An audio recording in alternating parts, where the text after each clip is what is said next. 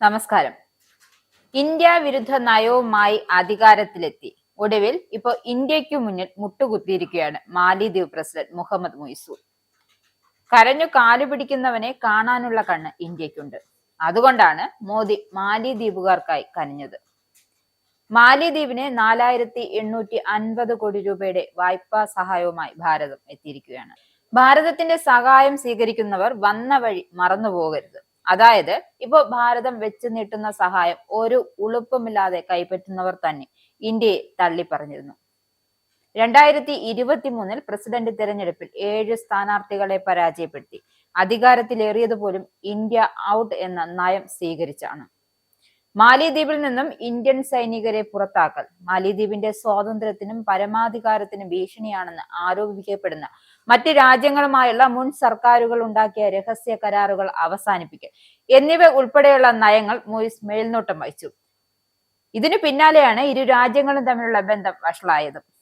അധികാരത്തിൽ വന്നതിന് പിന്നാലെ ഭാരത വിരുദ്ധ നിലപാടുകൾ സ്വീകരിച്ച് വലിയ ശ്രദ്ധ പിടിച്ചു പറ്റുകയും ചെയ്തു. ഭാരതവും നിലപാട് കടുപ്പിച്ചതോടെ സംഗതി മുയിസിന്റെ കൈവിട്ടുപോയി.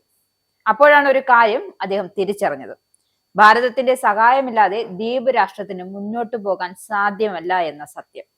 ഒടുവിൽ ചെയ്തുപോയ അപരാധങ്ങൾക്കൊക്കെ മാപ്പ് പറഞ്ഞ് കരഞ്ഞ് കാലുപിടിച്ച് മോദിയുടെ കാൽക്കൽ വീണ് വീണ്ടും ഭാരതത്തിന്റെ സഹായം തേടുകയായിരുന്നു മുയിസ്. എന്തായാലും ശത്രുതയെല്ലാം മറന്ന് മാലിദ്വീപിലെത്തിയ മോദി സഹായഹസ്തം നൽകിയിരിക്കുകയാണ് ദ്വീപുകാർക്ക്. ഇരു രാജ്യങ്ങളും തമ്മിലുള്ള സ്വതന്ത്ര വ്യാപാര കരാറിന് ഉടൻ അന്തിമ രൂപം നൽകും. മാലിദ്വീപിന്റെ ഏറ്റവും വിശ്വസനീയനായ സുഹൃത്താകുന്നതിൽ ഭാരതത്തിന് ഏറെ അഭിമാനമുണ്ടെന്നാണ് പ്രധാനമന്ത്രി നരേന്ദ്രമോദി വ്യക്തമാക്കിയിരിക്കുന്നത്. ഏത് സാഹചര്യത്തിലും ഇരു രാജ്യങ്ങളും തമ്മിലുള്ള സൗഹൃദം തുടരുമെന്നാണ് അദ്ദേഹം നൽകുന്ന ഉറപ്പ്.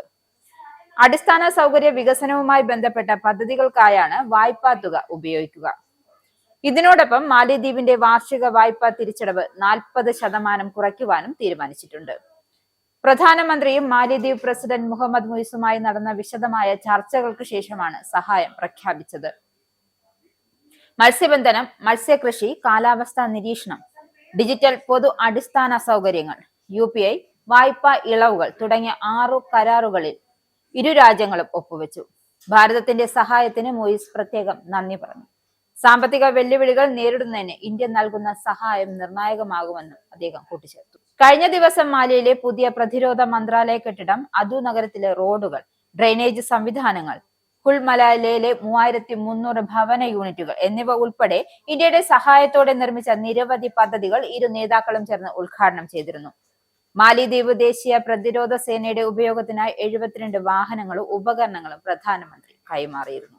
ഇസ്രായേലിന്റെ 5 സൈനിക താവളങ്ങളിൽ കനത്ത നാശനഷ്ടം. മോദി വെളിപ്പെടുത്തുന്ന ഇന്ത്യയുടെ വികസനത്തിന്റെ മയക്കുമരുന്ന് വിൽപ്പനയ്ക്കെതിരെ ശക്തമായ നടപടിയെടുത്ത് ഷാർജ പോലീസ്. അമേരിക്കയിലെ സാധാരണ മനുഷ്യരോട് കൂടിയാണ് കോൺഗ്രസിനുള്ളിൽ പങ്കുവയ്ക്കാൻ ഓപ്പറേഷൻ സിന്ദൂറിൽ ഉപയോഗിച്ച